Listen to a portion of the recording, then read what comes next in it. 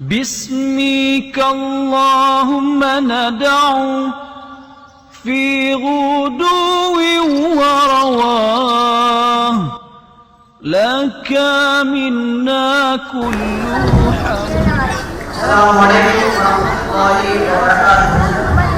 إن الحمد لله نحمده ونستعينه ونستغفره ونؤمن به ونتوكل عليه ونعوذ بالله من شرور أنفسنا ومن سيئات أعمالنا من يهده الله فلا مضل له ومن يضلل فلا هادي له وأشهد أن لا إله إلا الله وحده لا شريك له وأشهد أن محمدا عبده ورسوله رب ارحمهما كما ربياني صغيرا. விண்ணையும் விண்கோளங்களையும் மண்ணையும் மனித பக்கத்தையும் படைத்த பரிபாலிக்கின்ற இறைவன் ஒரே இறைவன் ஒப்பற்ற இறைவனை வணங்கி இந்த பயானை தொடங்குவதில் பெரும் மகிழ்ச்சி அடைகின்றேன்.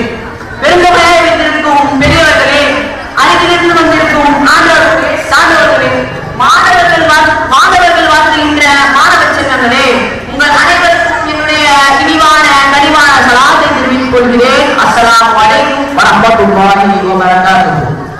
விண்ணின் வீரனாய் மண்ணின் மாதனாய் எம்மன் பெருமானார் முஹம்மது முஸ்தபா ரசூலே கரீம் ஸல்லல்லாஹு அலைஹி வஸல்லம் அண்ணன் மீதும் அன்னாரின் வாழ்க்கை வழிமுறையை அடிப்படையாமல் அப்படியே பின்பற்றி வந்த உத்தம சத்திய சஹாபாக்கள், தாபிஈன்கள், தபா தாபிஈன்கள் மற்றும் இவ்விழாவில் அமைந்திருக்கும் நம் அனைவர் மீதும் அல்லாஹ்வுடைய சாந்தியும் சமாதானமும் என்றென்றும் நிலவட்டுமாக.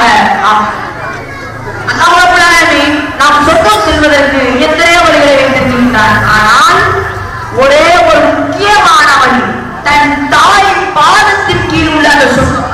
அந்த சொர்க்கம் எப்படிப்பட்டது என்று தெரியுமா? ஒரு கதை சொல்லி கேளுங்கள்.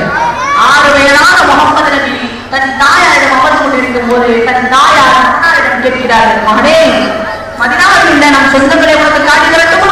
மகன் சொல்கிறார், போ. மதினாவுக்கு செல்கிறார்கள். அங்கு 1 மாதம் தங்கியதற்கு பிறகு மக்காவை நோக்கி வருகிறார்கள். மக்காவை நோக்கி வருவதில் அபுவா என்ற மலை குன்று மக்காவிற்கு சென்ற 2 இடங்கள் இருக்கிறது.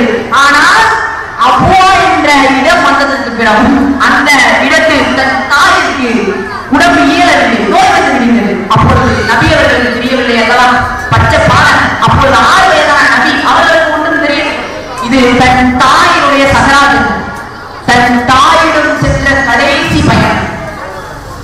தன் தாயுடன் அமர்ந்து கொண்டிருக்கும் போது தாய்க்கு நோய் வந்து விடுகிறது. அப்பொழுது நபி அவர்கள் மடியில் மறைத்துக் கொண்டு தன் தாய் சொல்கிறார், மகனே, பொறுமையாக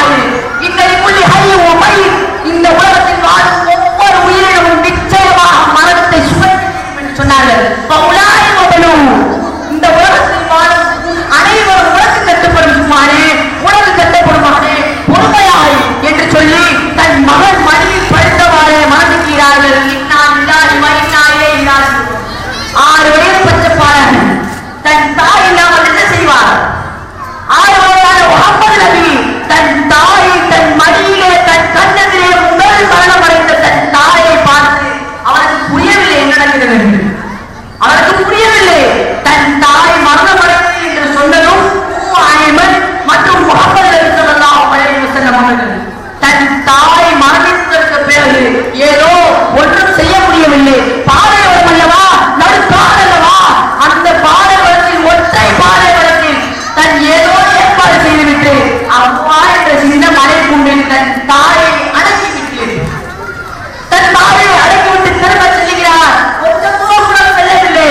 தன் உம்முடைய கையில் தெரிவித்து ஓடி வருகிறார். முஹம்மது நபி ஸல்லல்லாஹு அலைஹி வஸல்லம் ஓடி வந்து தன் தாய் கபரில் படுத்து தன் தாயை பார்த்து சொல்கிறார், அம்மா, நீங்கள் உயிரோடு இல்லை, நான் என்ன செய்வது? நீங்கள் இல்லாமல் நான் என்ன செய்வது? உங்களுக்கு நன்றாக தெரியும் அல்லவா, இந்த உலகத்தில் நீங்கள் இல்லை என்றால் நான் யாரிடத்தில் வாழ்வேன்? நான் யாரிடத்தில் வாழ்வேன்? பச்சை பாலகன் கதறுகிறான். யாரிடத்தில் வாழ்வான் மகன்? செல்கிறார். மக்கா வரையிலும் அழுது கொண்டே செல்கிறார்.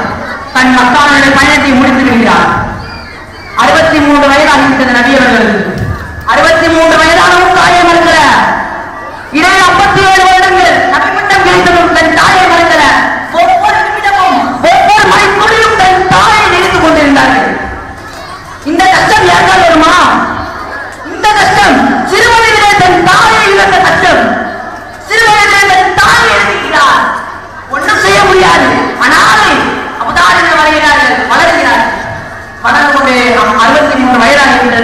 27 வருடங்கள் நபிப்பட்டம் கிடைக்கிறது, தன் தாயை மறக்கல. பதில் பல போர்களை கட்டி தன் தாயை மறக்கல. தன் தாயை மறக்கல. ஒவ்வொரு நிமிடமும் தாய் தாய் தாய் தான். பிறப்பதற்கு முன்பாகவே தன்னை போட்டார். தாயை பயிர்ந்தார். என்ன செய்வது? வளர்கிறார் வளர்கிறார். தன் தாய் மௌத்தா போனதற்கு பிறகும் வளர்ந்து 63 வயது ஆனதற்கு பிறகும் தன் உம்மத்தாரிடம் சொல்லுகிறார்கள், நீங்கள் எவ்வளவு பெரிய ஆளுமாக இருந்தாலும், எவ்வளவு பெரிய ஆட்களாக இருந்தாலும், நீங்கள் ஒரு நபியாகவே இருந்தாலும், பெற்ற தாயிற்கு பணிவிட செய்யாத வரை நீங்கள் சொர்க்கம் செல்வதற்கு முடியவில்லை என்று சொன்னார். தன் தாய், ஒரு தாயை அவமதித்த ஆண், ஒரு பெண் யாரும் சொர்க்கம் விட முடியாது என்று சொன்னார்.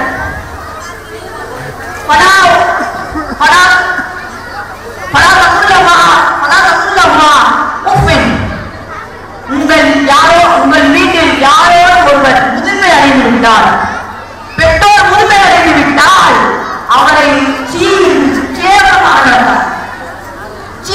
கேவலமாக ஒரு சம்பளத்தால் வேலைக்காரி கீழ் அடிமட்டமாக நடத்துகிறார் தன் தாயை.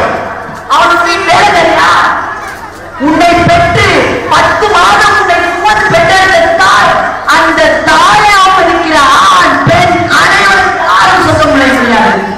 ரசூலுல்லாஹ் சொன்னார்கள், சொர்க்கம் நுழைய முடியாத ஒரு கூட்டம் என்று சொன்னார்கள். அதில் தாயை அவமதித்தோம். பொதுவாக வயது கூடிவிட்டால், நமக்கு வயது கூடிவிடும், டென்ஷன் அதிகமாகும். தன் தாயை பார்த்தாலே ஏதோ வேலைக்காரியை போல் நடத்துகிறார்கள். ஏதோ வேலைக்காரி. இந்த சிறுவயதிலே ஒருவன் தன்னுடைய தாய் மற்றவருடைய தாயை சுற்றி அவன் உன்னுடைய தாயை சுற்றுவத அளவுக்கு கூட நீ கொண்டு வரார்கள். உன் தாயின் சொந்தம், உன் தாயின் காலடியும் சொந்தம் இருக்கிறது. அதை தவறு விடாதே, அவனை தவறு விடாதே. கிடைத்து விட்ட வாய்ப்பை தவறு விடாதே. அந்த வாய்ப்பு மறுபடியும் உனக்கு வராது. அந்த வாய்ப்பு உனக்கு வராது. அந்த வாய்ப்பு உனக்கு நிச்சயமாக வராது. ஒரு பொருள் உன்னிடம் இருக்கும் போது அதனுடைய அருமை தெரியாது. ஒரு பொருள் உன்னிடம் இருக்கும் போது அந்த அருமை உனக்கு தெரியாது. அந்த பொருள் இல்லாவிட்டால் தான் உனக்கு தெரியும் அந்த பொருளுடைய அருமை. அப்படி என்றால் தன் தாயை வயது முதிர்ந்து விட்டால் முதியோர் இல்லம், முதியோர் இல்லத்தை வளர்ப்பதற்காக உன்னை தாய் பெற்றுக்கொண்டால், உன் தாய் உன்னை கருவிலிருந்து பெற்றும் பொழுது பெற்பதற்கு முன்பாக புரட்டுப்படுத்தால் உனக்கு வலிக்குமே என்பதற்காக புரட்டுப்படுத்த முடியாமல் தன் தாய் கஷ்டப்பட்டாள். உனக்கு பிடிக்காவிட்டால், உனக்கு பிடித்த உணவை அவள் சாப்பிட்டு விட்டு அவளுக்கு பிடித்ததனை வெறுத்தாள். இதுதான் உன்னுடைய தாய். ஆனால் உன் தாய் சம்பளம் ஆகாத வேலை. அப்படிதான் தெரிகிறது. உன் தாயிடத்தில் சொந்தம் இருக்கிறதா? உன் தாயை தவறி விடாதே. உன் தாய் இருக்கும் போதே அவர்களுக்கு பணிவிடை செய்து விடு. அவன் தாய் இருக்கும் போதே அவர்களுக்கு பணிவிடை செய்து விடு. யா அல்லாஹ், தன் தாய் என்ன எனக்கு இருக்கும், நீ ஆணிலே அதிகப்படுத்தி வைப்பாயாக. யா அல்லாஹ், ரப்பிர்ஹம்ஹுமா கமா ரப்பயானி சகீரா. யா அல்லாஹ், நான் சிறுவயதாக இருக்கும் பொழுது என்னை பராமரித்தது போல் நீயும் அவளை பராமரித்து விடலாமானே என்று என்னுடைய உரையை முடித்துக் கொள்கிறேன். அல்ஹம்துலில்லாஹி ரப்பில் ஆலமீன். அஸ்ஸலாமு அலைக்கும் வரஹ்மத்துல்லாஹி வபரகாத்துஹு.